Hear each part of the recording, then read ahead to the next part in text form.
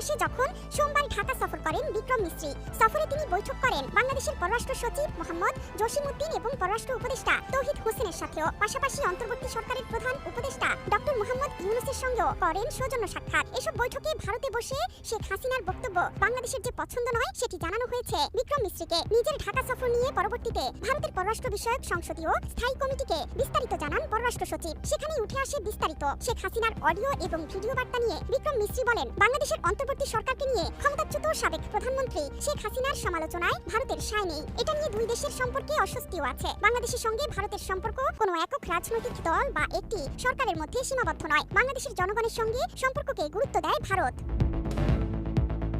বিক্রম মিস্ত্রি বলেন, শেখ হাসিনা তার মন্তব্যের জন্য ব্যক্তিগত যোগাযোগ ডিভাইস ব্যবহার করছেন। ভারত সরকার তাকে এমন কোনো প্ল্যাটফর্ম বা সুযোগ সুবিধা দেয়নি যা দিয়ে তিনি ভারতের মাটিতে বসে রাজনৈতিক কর্মকাণ্ড চালিয়ে যেতে পারেন। এটি তৃতীয় কোনো দেশের অভ্যন্তরীণ বিষয়ে ভারতের হস্তক্ষেপ